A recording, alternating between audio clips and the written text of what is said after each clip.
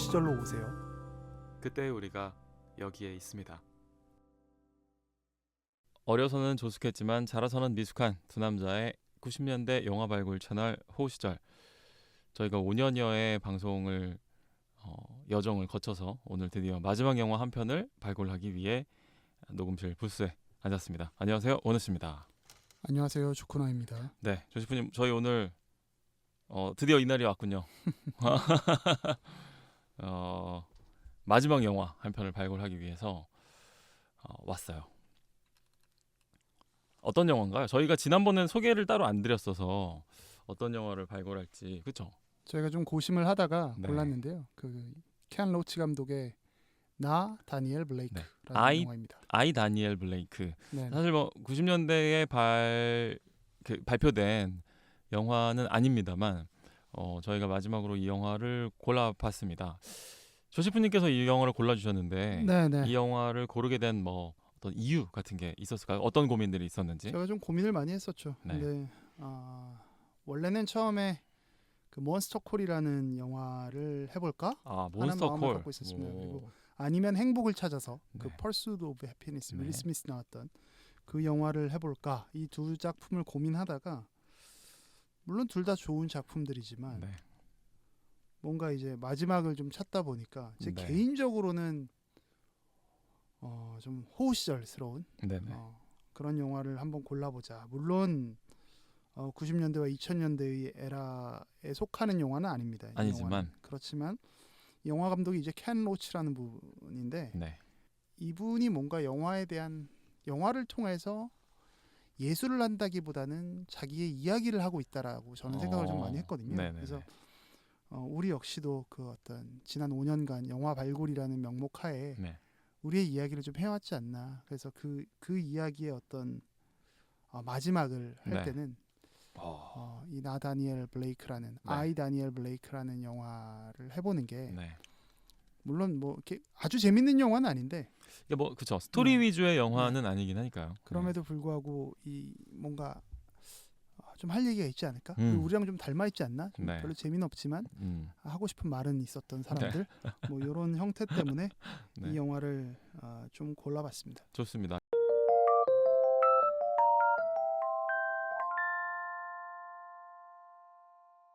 이 영화는 켄 로치라는 사실 굉장히 거장 감독이시죠. 네. 매우 오랫동안 영화계에서 활동하고 계시고 60년대부터 감독을 하셨어요. 네, 맞아요. 정말 근데 그런 거 치고는 저는 사실 그렇게 잘 아는 감독은 아니긴 저도 마찬가지입니다. 하거든요.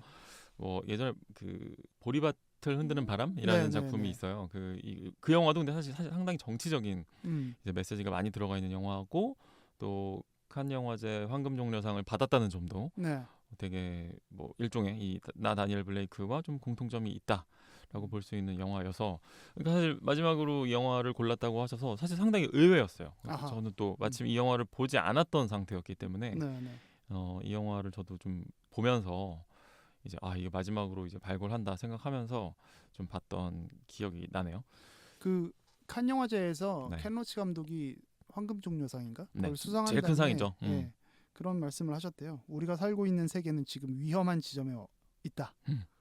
우리는 희망의 메시지를 제공해야 한다. 희망의 메시지. 저는 이 마지막 문장을 보고 네. 조금 더 켄 로치의 영화를 해보자라는 생각을 하게 됐습니다. 네. 그러면 이 영화 속으로 좀 들어가 볼까요? 일단 저희가 예전에 하던 발굴 방식대로 줄거리도 한번 쭉 요약해보고 인물도 한번 분석해보고 이렇게 한번 오늘 방송 진행해보면 어떨까 싶은데 첫 번째 시간은 그래서 제가 좀 줄거리를 아주 상세하게 예전에 제가 줄거리 요약해드릴 때처럼 왜냐하면 이 영화는 쉽게 재미 위주로 보시기에는 조금 어려울 수도 있어요. 그리고 조금 단조롭다고 표현하면 어떨지 모르겠는데 아주 건조하죠. 네, 그렇죠. 영화가. 다큐멘터리 같아요, 사실. 네, 거의.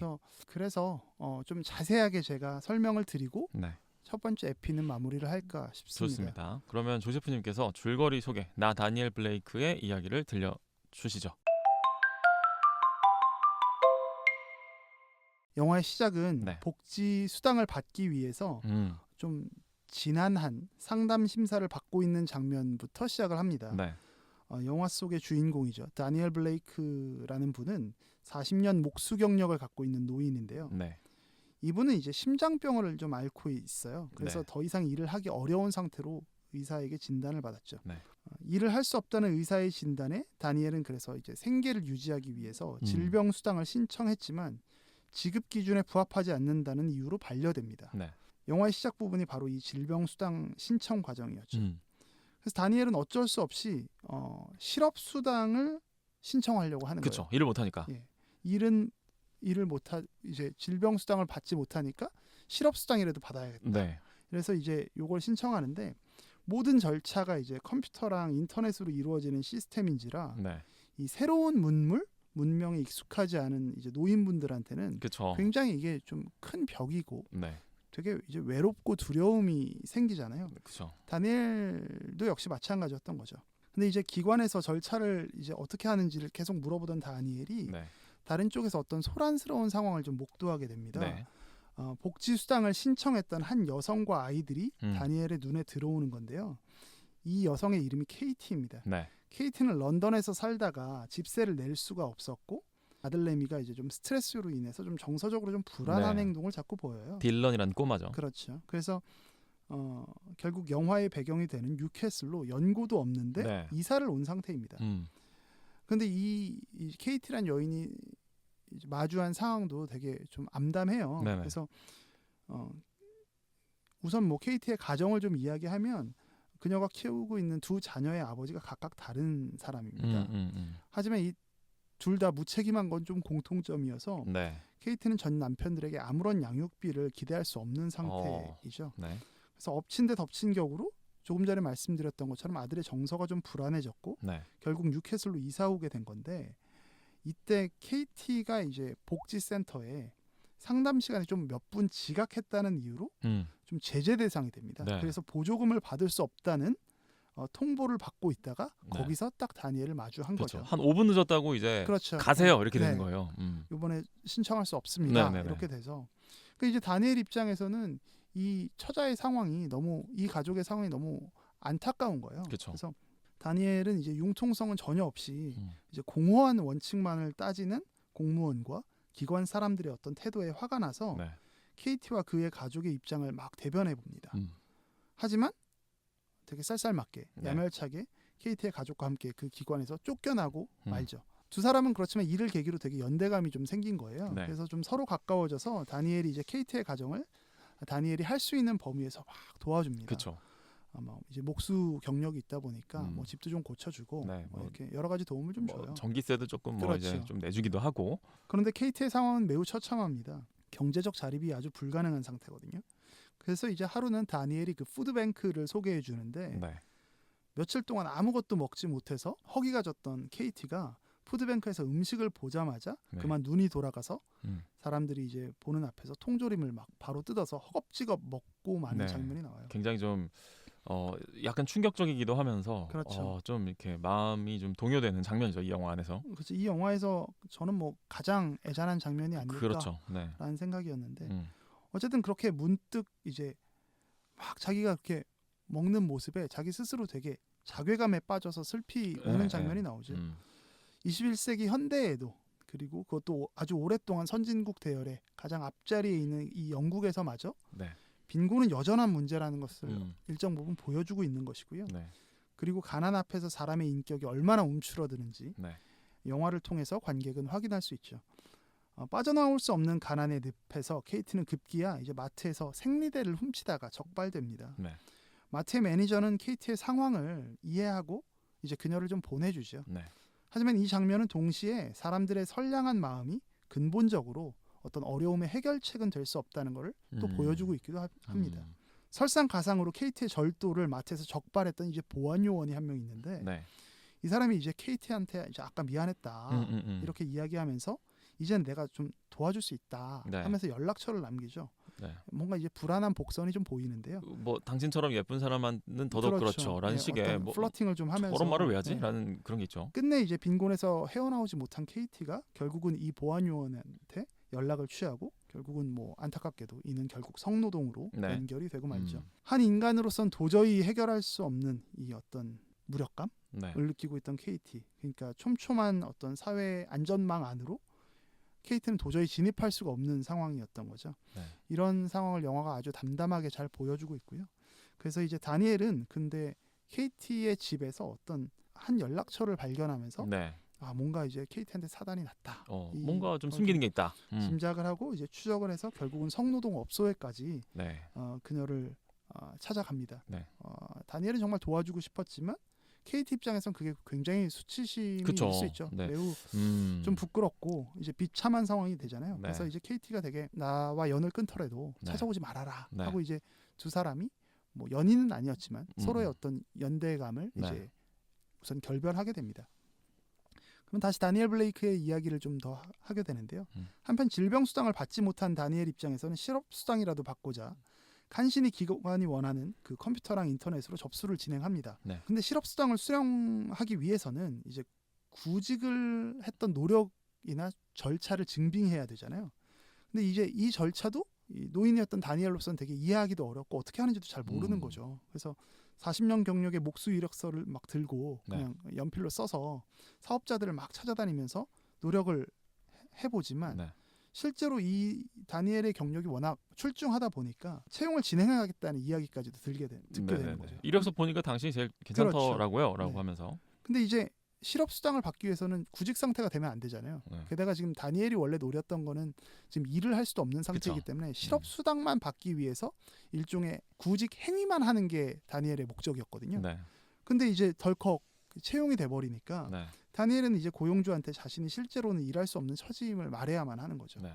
그러면 이제 졸지에 실업수당만 받아 챙겨 먹으려고 사업주를 이용한 사람으로 아주 비양심적인 사람으로 다니엘은 이제 판단되고 그런 이제 조롱과 이제 욕을 들어먹죠. 사실 근데 다니엘 입장에서는 40년간 몫으로 근면하게 살았고 다니엘이 원래 갖고 그 아내가 있었는데 아픈 아내를 이제 간호하면서 굉장히 성실한 삶을 살았던 사람이거든요.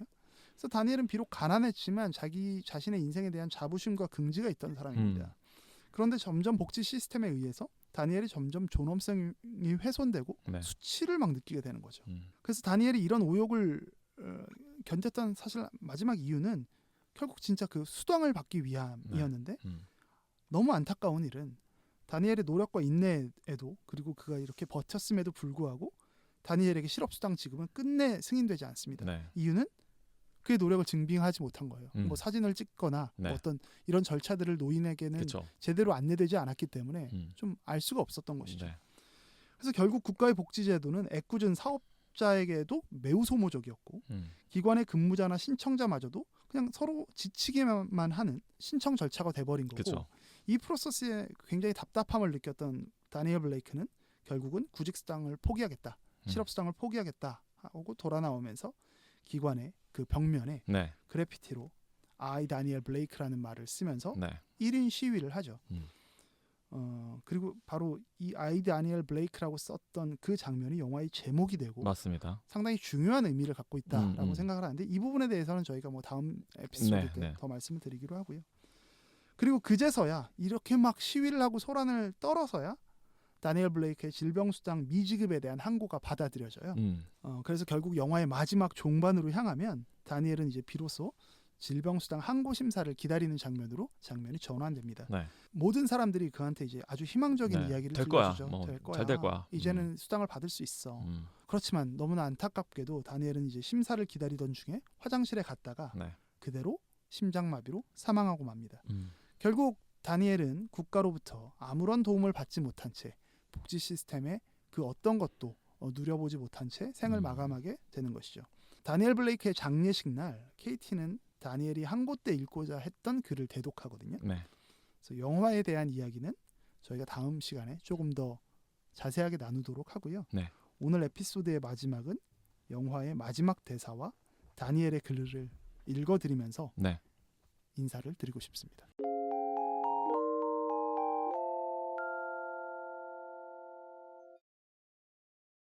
오전 9시는 가난뱅이 장례식이라고 부른대요. 가장 저렴한 때니까요. 우리에게 댄은 부자였어요. 돈으로 살 수 없는 것들을 줬죠. 이건 댄이 남긴 글입니다. 늘 그랬듯 연필로 썼네요. 항고 때 읽으려고 했지만 끝내 기회가 없었죠. 이웃과 많은 것을 나눈 이 훌륭한 사람을 정부가 너무 빨리 죽음으로 이끌었습니다. 댄의 글을 읽을게요. 나는 의뢰인도 고객도 사용자도 아닙니다. 나는 게으름뱅이도 사기꾼도 거지도 도둑도 아닙니다. 나는 보험 번호 숫자도 화면 속 점도 아닙니다.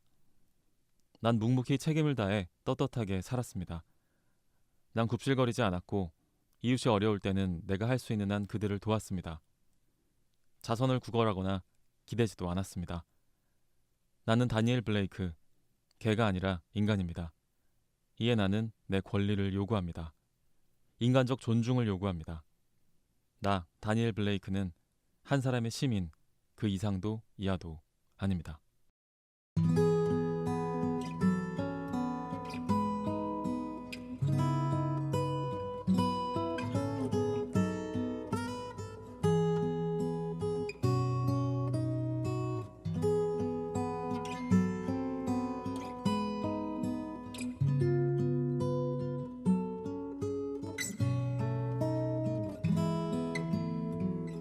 우리의 호우 시절